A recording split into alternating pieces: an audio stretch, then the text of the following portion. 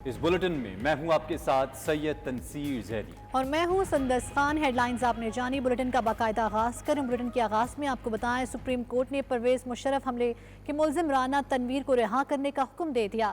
عدالت نے وفاق اور پنجاب کی رہائی کے خلاف اپیلیں مسترد کر دی ہیں۔ جسٹس طارق مسعود کی سربراہی میں 3 رکنی بینچ نے دلائل سننے کے بعد فیصلہ سنایا ہے۔ عدالتی کارروائی کا حوالہ جانیں گے، عمران وسیم ہمارے ساتھ موجود ہیں۔ عمران بتائیے گا۔ جی بالکل، پرویز مشرف حملہ کیس کے جو ملزم رانا تنویر حسین، جنہیں سپریم کورٹ نے ریویو جورسڈکشن میں عمر قید کی سزا سنائی تھی، پہلے انہیں سزائے موت سنائی گئی تھی، تو 14 سال کی عمر قید کی سزا تھی۔ تو سزا پوری ہونے کے بعد جب برسا نے جیل اتھارٹی سے رجوع کیا تھا، تو جیل اتھارٹی کی جانب سے رانا تنویر کو یہ کہتے ہوئے رہا کرنے سے انکار کر دیا گیا تھا کہ ان کا جرم بڑا سنگین ہے، انہوں نے ریاست کے خلاف جرم کیا ہے، تو انہیں رہا نہیں کیا جا سکتا۔ جس کے بعد برسا کی جانب سے لاہور ہائی کورٹ سے رجوع کیا گیا تھا اور لاہور ہائی کورٹ نے رانا تنویر کو رہا کرنے کا حکم دیا تھا۔ لاہور ہائی کورٹ کے اس فیصلے کے خلاف پنجاب حکومت اور وفاقی حکومت سپریم کورٹ میں آئے تھے۔ آج جسٹس طارق مسعود نے اس کیس کی سماعت کی ہے اور وکیل حشمت حبیب کی جانب سے عدالت کے سامنے یہ دلائل دیے گئے کہ پنجاب اور وفاق کا موقف اپنی جگہ پہ، لیکن یہ قانون اور آئین کے مطابق نہیں۔ ایک ملزم کو عمر قید کی سزا ہوئی ہے اور پاکستان کے قانون کے مطابق 14 سال عمر قید کی سزا بنتی ہے۔ تو 2003 میں رانا تنویر کو گرفتار کیا گیا تھا، وہ تو تقریباً 20 سال جو ہے وہ قید میں کاٹ چکا ہے۔ تو جب یہ دلائل عدالت کے سامنے رکھے گئے تو عدالت نے اتفاق کیا اور لاہور ہائی کورٹ کا فیصلہ برقرار رکھا۔ وفاق اور پنجاب کی اپیلوں کو مسترد کرتے ہوئے رانا تنویر حسین کو رہا کرنے کا جو لاہور ہائی کورٹ کا حکم ہے اس کو برقرار رکھا ہے۔ جی عمران وسیم ساری صورتحال کے حوالے سے بتا رہے تھے، آپ کا بہت شکریہ۔ اور ارشد شریف قتل کیس میں تحقیقاتی ٹیم آج وزیر داخلہ رانا ثناءاللہ سے ملاقات کرے گی۔ کمیٹی وزیر داخلہ کو دبئی سے حاصل ہونے والی معلومات سے آگاہ کرے گی۔ تحقیقاتی ٹیم نے مراد سعید اور فیصل واوڈا کو بھی آج طلب کر رکھا ہے۔ اسلام آباد سے یہ رپورٹ دیکھیے۔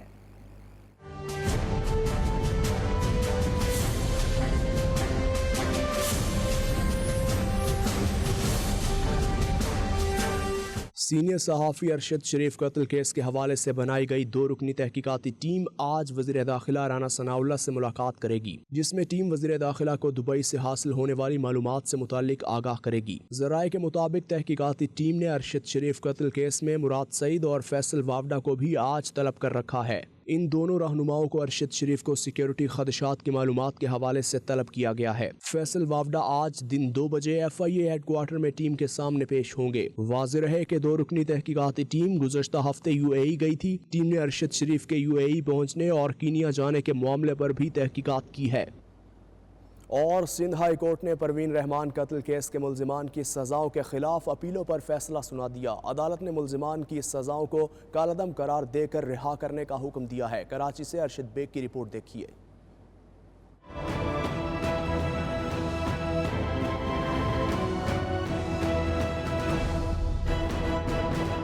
پروین رحمان قتل کیس سندھ ہائی کورٹ نے ملزمان کی سزاؤں کے خلاف اپیل کا فیصلہ سنا دیا۔ عدالت نے ملزمان کی سزاؤں کا حکم کالعدم قرار دے دیا۔ عدالت نے حکم دیا کہ ملزمان کسی دوسرے کیسز میں مطلوب نہیں تو انہیں رہا کر دیا جائے۔ انسداد دہشت گردی کی عدالت نے ملزم رحیم سواتی، امجد حسین، ایاز سواتی اور احمد حسین کو 2 بار عمر قید کی سزا سنائی تھی۔ انسداد دہشت گردی کی عدالت نے ملزمان کو دسمبر 2021 میں سزا سنائی تھی۔ پروین رحمان اورنگی ٹاؤن پائلٹ پروجیکٹ کی سربراہ تھیں اور انہیں 2013 میں قتل کیا گیا تھا۔ ارشد بیگ، 92 نیوز، کراچی۔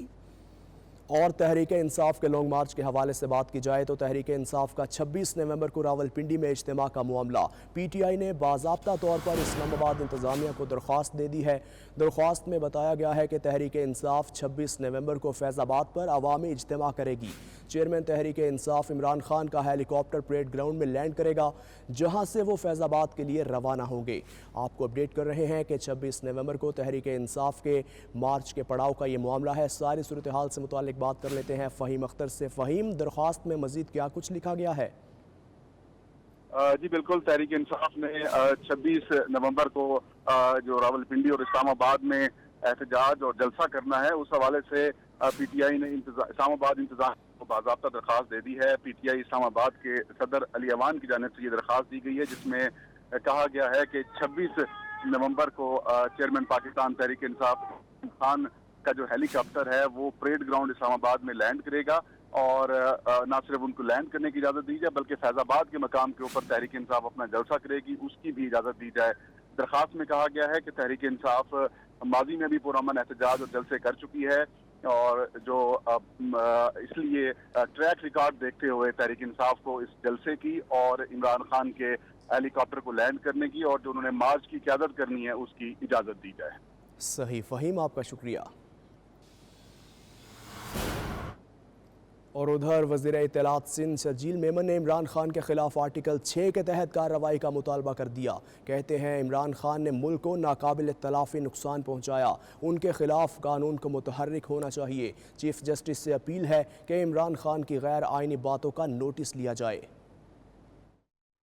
میں سمجھتا ہوں کہ آرٹیکل 6 کے تحت اس کے خلاف کارروائی ہونی چاہیے۔ کیوں ملک میں انارکی پھیلانے کی کوشش کر رہے ہو؟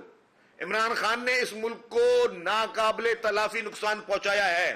ملک کا آئین اور قانون یہ کہتا ہے کہ غلط الزام کسی پہ نہیں لگانا چاہیے، نہیں لگا سکتے، کسی پہ جھوٹی بہتان آپ نہیں لگا سکتے، لیکن یہ شخص مسلسل طور پہ جھوٹ پر جھوٹ، جھوٹ پر جھوٹ، جھوٹ پر جھوٹ بول رہا ہے۔ اس ملک کی عدالتوں کو، اس ملک کے قانون کو متحرک ہونا چاہیے۔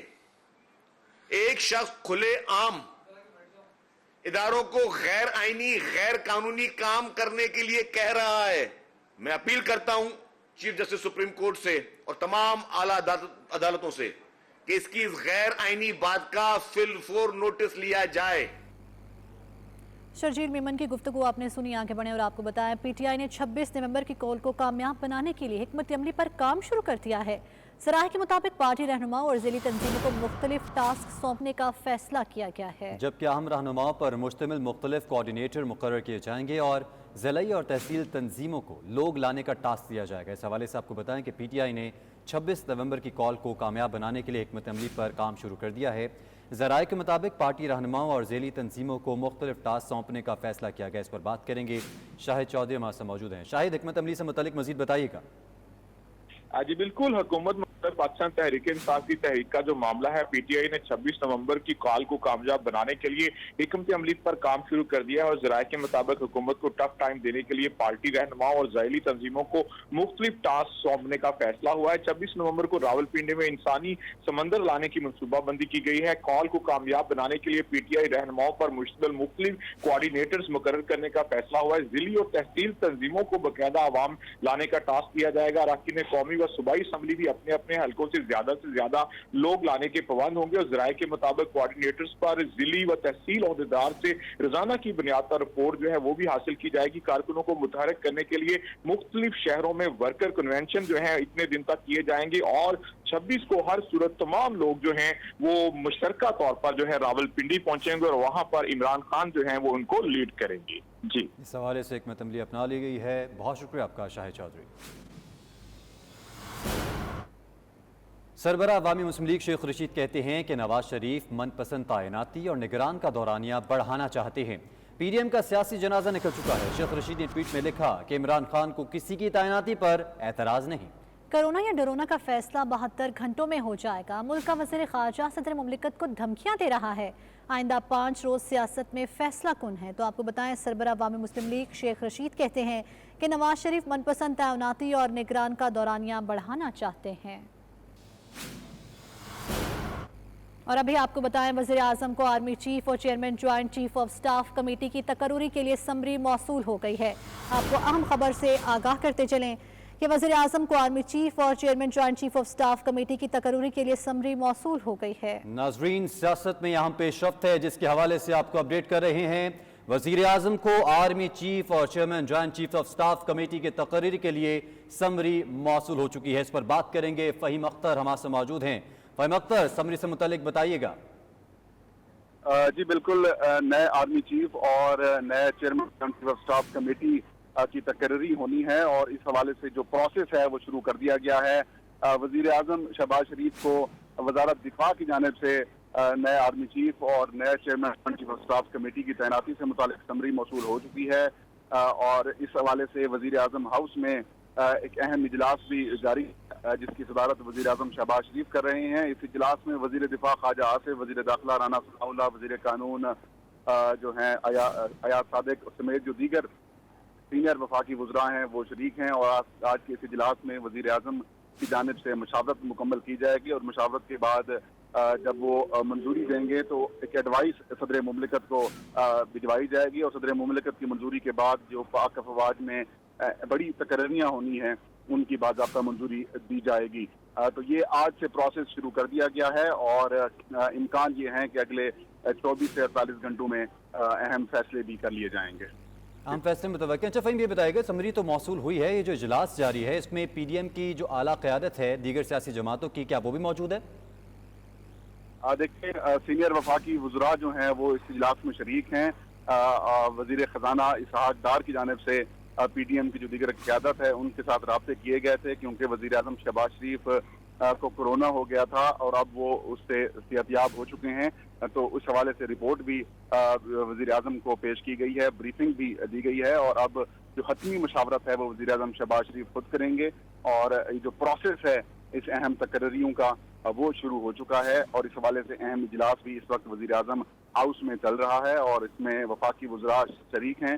وزیر اعظم شہباز شریف حتمی منظوری دیں گے، اور اس کے بعد ایڈوائس بھی دی جائے گی صدر مملکت کو، اور ان کی منظوری کے بعد یہ جو بڑی تقرریاں ہیں وہ ہو جائیں گی۔ اس وقت وزیر اعظم ہاؤس میں اہم اجلاس جاری ہے۔ فہیم اختر اس حوالے سے بتا رہے تھے، آپ کا بہت شکریہ۔ آگے بڑھیں گے ناظرین، امیر جماعت اسلامی کراچی حافظ نعیم الرحمان کی پریس کانفرنس کے دوران سندھ حکومت پر کڑی تنقید۔ کہا سالوں سے اقتدار میں رہنے والوں نے کوئی کام نہیں کیا، کراچی 98% ریونیو دے کر سندھ حکومت کو چلا رہا ہے، شہر میں کوئی معیاری کام نہیں ہوا، بس لوٹ مار کا بازار گرم ہے۔ پاکستان پیپلز پارٹی کی جو حکومت ہے سندھ میں گزشتہ 14-15 سال سے، اس نے نہ صرف یہ کہ کوئی ڈیولپمنٹ نہیں کی، بلکہ ڈیولپمنٹ کے نام پر جو فنڈ بھی ریلیز ہوئے ہیں اس میں کرپشن کی ہے۔ 15ویں سال میں اگر آپ صرف ترقیاتی بجٹ اٹھا کر دیکھیں گے اور اس کی کیلکولیشن کریں گے تو یہ 5,500 ارب روپے بنتا ہے۔ 5,500 ارب روپے کے اس بجٹ میں جو خرچ ہوا ہے کراچی میں یا پورے سندھ میں، وہ بالکل واضح ہے، اور عملی طور پر ڈیولپمنٹ کا کوئی ایک بڑا پروجیکٹ انہوں نے مکمل نہیں کیا۔ جو چاہیں یہ لوگ ہمارے ٹیکسوں کے پیسوں سے سلوک کریں، 98% سندھ حکومت کا ریونیو کراچی چلاتا ہے، لیکن کراچی کو کا بیڑا غرق پیپلز پارٹی نے کر دیا ہے۔ لیکن صورتحال یہ ہے کہ ایک چیز کرنے کے لیے، توجہ دینے کے لیے تیار نہیں ہے، بلکہ لوٹ مار کا بازار گرم کیا ہوا ہے۔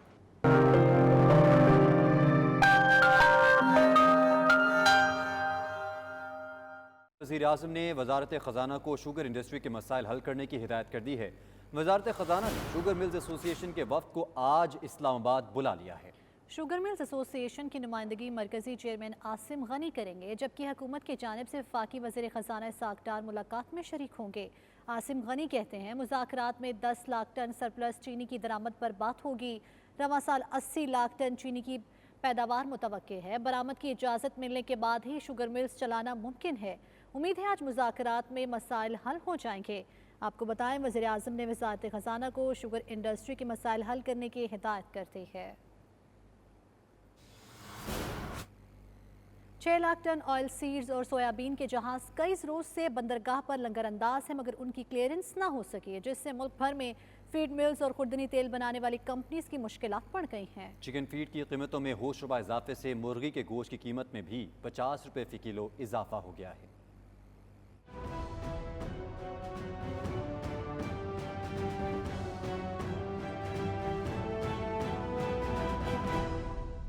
حکومتی پالیسی سازوں کی عدم توجہ سے ملک میں ایک اور بحران سر اٹھانے لگا۔ بیرون ملک سے درآمد کیے گئے آئل سیڈز اور سویابین کے جہاز کئی روز سے پورٹ قاسم بندرگاہ پر لنگر انداز ہیں، مگر ان کی کلیئرنس نہ ہو سکی۔ جہازوں میں 6 لاکھ ٹن آئل سیڈز اور سویابین موجود ہے۔ آل پاکستان سالونٹ ایکسٹریکٹرز ایسوسی ایشن کے سرپرست اعلیٰ کا کہنا ہے کہ بندرگاہ پر کھڑے جہازوں کی فوری کلیئرنس نہ ہوئی تو آئل سیڈز اور سویابین کے خراب ہونے کا خدشہ ہے۔ انہوں نے کہا پولٹری کی صنعت میں شدید بحران کا خدشہ ہے۔ 1 مہینے سے درآمدی سیڈ جو ہے وہ پورٹ کے اوپر پڑا ہوا ہے، اور آپ کو اندازہ لگا لیں کہ سمندری ہوائیں ہوتی ہیں، پانی ہوتا ہے، نمی ہوتی ہے، اور یہ خراب ہونے کا بھی خدشہ ہے۔ اس وقت تک جو ہم نے حکومت پاکستان کو بذریعہ منسٹری آف فوڈ سیکورٹی جو خط بھیجا ہے وہ اس میں گزارش کی ہے کہ اس وقت تک $460 ملین کی رقم کی ادائیگی ہو گئی ہے، یا بینکوں کی ایلسیاں کھل گئی ہیں جو کمٹمنٹ ہو گئی ہے فارن ایکسچینج کی۔ تو इतने बड़े फॉरेन एक्सचेंज की कमिटमेंट हो गई है, सीट पाकिस्तान में मौजूद है,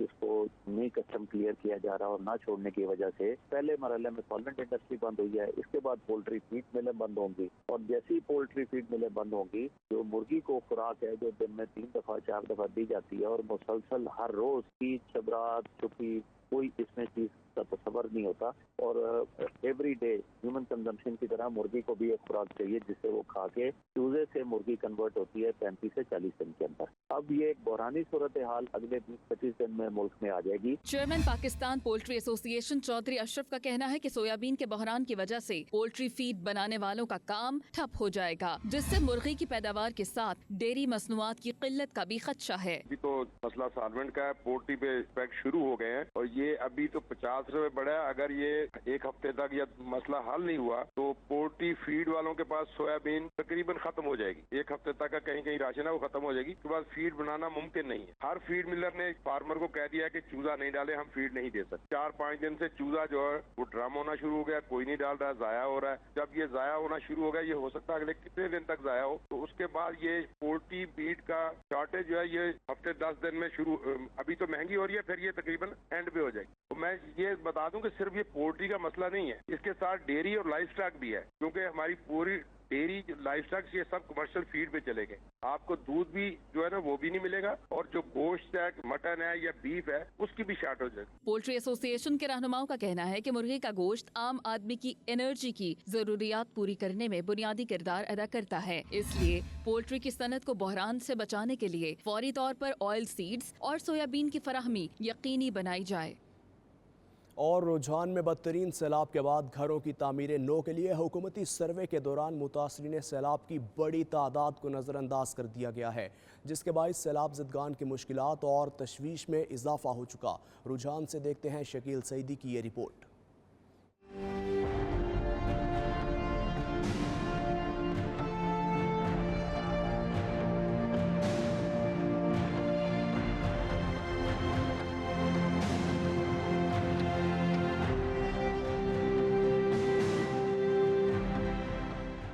रुझान में बदतरीन सैलाब की तबाहकारियों के बाद हुकूमत की जानिब से सैलाब ज़दा इलाकों में लोगों के जख्मों पर नमक छिड़क दिया गया। हुकूमती मदद और घरों की तामीर के ख्वाब चकनाचूर होने लगे। सैलाब ज़दा इलाकों में हुकूमत की जानिब से किए जाने वाले सर्वे में नकाइस सामने आ गए। सैकड़ों मुस्तहिक सैलाब मुतासरीन को नज़रअंदाज कर दिया गया। पटवारी नाके से जो है ना वो सर्वे किया है, ये सर्वे पटवारी का हमें नामंजूर है। गरीबों को जो है वो इग्नोर किया गया है। मुतासरा इलाकों के मकीन गैर मुनसिफाना तकसीम के खिलाफ सरापा एहतजाज बने हुए हैं। मुतासरीन के मुताबिक सर्वे टीम्स की मुबैना गफलत से मुस्तहिक सैलाब मुतासरीन खानदानों की मुश्किलात बढ़ गईं। बेसरो सामान हम पड़े इंतजार में थे कि नाम आएंगे, हम अपने घर बनवाएंगे। छोटे छोटे बच्चे हैं, सर्दियों में आसमान खुले आसमान के तले रात को सोते हैं। कोई लिस्ट में नाम नहीं, कोई शय नहीं। असल मुतासरीन बैठे हैं, वो लोग ले गया जो 8-8 मील दूर हैं। टूटे फूटे घरों में मौजूद मुस्तहिक खानदानों ने मुतालबा किया है कि उन्हें भी सर्वे में शामिल किया जाए ताकि वो भी अपने घरों की तामीर मुमकिन बना सके। कैमरा टीम के साथ शकील सईदी, 92 न्यूज़, रुझान। बर्मिंघम में रूमी एसोसिएशन के ज़ेरे एहतमाम महफिल सजाई गई, जिसमें शोरा इकराम और नात ख्वां हजरात ने शिरकत की है और महफिल में अपना खूबसूरत कलाम पेश किया। पाकिस्तान से आए हुए मारूफ नात ख्वां ने नात रसूल मकबूल सुनाकर खूब दाद समेटी। अहवाल बर्मिंघम से आबिद काज़मी की इस रिपोर्ट में।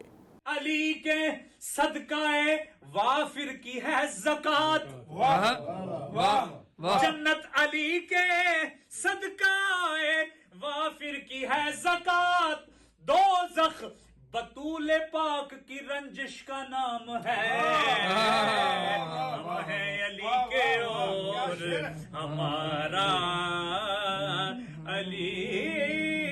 बर्मिंघम मौज़ले में वाक़या रूमी एसोसिएशन के ऑफिस में महफिल सजाई गई, जिसमें शौरा इकराम और प्रोफेशनल्स उर्दू अदब से तल्लुक़ रखने वाले हजरात ने शिरकत की। अफगानिस्तान की संगलाख चट्टानों से 5वीं और 7वीं सदी हिजरी में रोशनी की 2 किरणें फूटीं। एक ने मशरिक की जानिब जहां को रोशन किया और लाहौर में दाता अली हजवेरी के नाम से शोहरत पाई, और दूसरी किरण ने तुर्की के एक कस्बा को मस्कन बनाया और मगरिब को रोशन किया और मौलाना रूमी के नाम से शोहरत पाई। मौलाना रूमी की खिदमत के पेश नज़र उनके नाम से बर्मिंघम के दानिशवरों ने उर्दू अदब ادب کو برطانوی معاشرے کے اندر اپنی نوجوان نسل کو منتقل کرنے کے لیے ایک ادبی تنظیم رومی ایسوسی ایشن کے نام سے بنائی ہے۔ ڈاکٹر عامر نواز کی صدارت اور پروفیسر محمود رضا کی نظامت میں منعقدہ اس خوبصورت محفل میں حافظ اجاز شکرگڑی، بوٹا شدائی، افتخار جنگوں، ڈاکٹر معصوم شاہ اور کمیونٹی کی نمایاں شخصیات نے اپنا کلام سنایا۔ اس موقع پر پاکستان سے آئے ہوئے نعت خواں اجاز شکرگڑی نے اپنی خوبصورت آواز میں اپنا کلام سنا کر سما باندھ دیا۔ علی امام منستو منم غلام علی، ہزار جانے گرامی فدائے نام علی۔ مقررین کا کہنا تھا کہ دنیا آج بھی مولانا رومی کے نظریات اور افکار سے مستفید ہو رہی ہے۔ اردو ادب اور صوفیہ کرام کی تعلیمات کے فروغ کے لیے اس طرح کی محفلوں کا تسلسل کے ساتھ جاری رکھنا چاہیے۔ اس موقع پر پروفیسر محمود رضا، ڈاکٹر عامر نواز، ڈاکٹر معصوم شاہ اور اجاز شکرگڑی نے 92 نیوز سے گفتگو کرتے ہوئے کہا کہ رومی ایسوسی ایشن کے زیر اہتمام ہم مزید روحانی محفلیں کروا کر برطانیہ میں اوورسیز پاکستانیوں کو اردو ادب کے ساتھ جوڑے رکھنے کی کوشش کریں گے۔ ہم اردو کے فروغ کے لیے اس ملک میں کام کریں اور مل کر جو ہے نا جو پڑھے لکھے لوگ ہیں، شعراء ہیں، ان کو اکٹھا کیا جائے۔ کوشش کرتے ہیں پاکستان سے آئے ہوئے مہمانوں کا کہ ان کے لیے یہ موقع فراہم کیا جائے تاکہ وہ اپنی جو فن ہے اس کا مظاہرہ کریں۔ ہم یہ چاہتے ہیں کہ ہم آنے والی نسل کو بھی اپنی پاکستان کی جو روایات ہیں اس کے ساتھ جوڑیں۔ ہمارا ادب، ہمارا کلچر، ہمارا لٹریچر اور ہماری شاعری، اس کے حوالے سے جو بھی ہمارے آنے والے لوگ ہیں، یہاں کے لوگ ہیں، ان کو ہمارے کلچر کا پتہ چلے۔ ہمارا مقصد یہ ہے کہ بہت سے ہمارے دوست احباب ہیں جو ڈاکٹرز ہیں، پروفیسرز ہیں اور فلاسفر ہیں، تو انہوں نے کہا تھا کہ ہم مولانا روم کے جو افکار ہیں ان پہ روشنی ڈالنے کے لیے، ان کو سمجھنے کے لیے تو ایک ایسا پلیٹ فارم ہونا چاہیے جس پہ ہم سب لوگ اکٹھے ہو کے بیٹھیں۔ اس معاشرے میں اور اس ماحول میں جس میں ہم لوگ جی رہے ہیں، یا ہمارے برٹش بورن بچے ہیں یا ہماری فیملیز ہیں، ان تک جب اس طرح کی ذات کا کلام پہنچتا ہے، ان کا پیغام پہنچتا ہے، ان کی نسبت سے جب گفتگو پہنچتی ہے تو یقینی طور پر اس کا فیضان ہوتا ہے۔ میں سمجھتا ہوں کہ حضرت رومی کی نسبت سے یہاں پر قائم اس مجلس کا یہ بہت بڑا اقدام ہے اور بہت ہی اس کے خیر کے پہلو ہیں۔ جناب مولانا روم رحمۃ اللہ علیہ، جناب داغ دہلوی، علامہ اقبال اور نعت رسول مقبول صلی اللہ علیہ وآلہ وسلم، وہ تو میرے حرز جاں ہے کہ اعظم وہ انتخاب مشیت ہوں میں جسے نعت رسول کے لیے پیدا کیا گیا۔ شرکاء کا کہنا تھا کہ بیرون ملک اردو ادب کی روحانی محفلوں سے دلی سکون حاصل ہوتا ہے۔ ایسی محفلیں تسلسل کے ساتھ ہونی چاہیے۔ Abid Kazmi, 92 news, Birmingham. Pakistan Islamic and cultural centre the Hague میں عبد القادر جیلانی کے عرس کے سلسلے میں ایک پروگرام کا انعقاد کیا گیا، جس میں پاکستانی کمیونٹی کی ایک کثیر تعداد شریک ہوئی۔ تقریب کا احوال بتا رہے ہیں دی ہیگ سے ڈاکٹر محمد کامران۔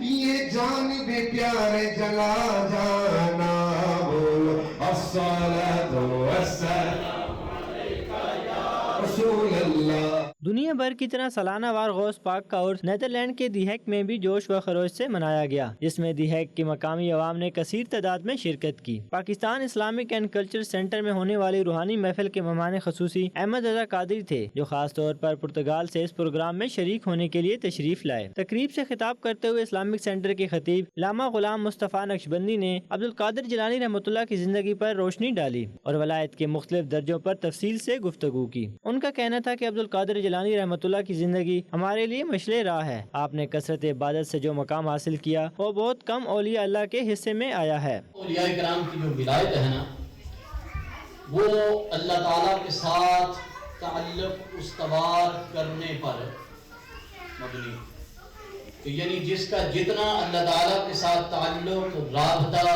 مستحکم ہوگا، مضبوط ہوگا، دائمی ہوگا، حقیقی ہوگا، وہ اتنا ہی بلند مرتبہ ولایت پہ فائز ہوگا۔ تقریب کے مہمان خصوصی احمد رضا قادری نے اپنے مخصوص انداز میں نعتیہ اور عرفانہ کلام پیش کر کے سما باندھ دیا۔ مل کر بولو، ہاتھ اٹھا کر بولو، لہرا کر بولو، آقا کی آمد، داتا کی آمد، کیوں چپ ہو سارے، آواز نکالو۔ محفل کے شرکاء کا مزید کہنا تھا کہ اس قسم کی روحانی محافل سے نہ صرف بزرگان دین کی خدمت کو خراج عقیدت پیش کرنے کا موقع فراہم کرتی ہیں، بلکہ تارکین وطن کی نئی نسل کو اسلام کے ساتھ اپنا تعلق قائم رکھنے میں بھی مددگار ثابت ہوتی ہیں۔ ڈاکٹر محمد کامران، 92 نیوز، دی ہیگ، نیدرلینڈ۔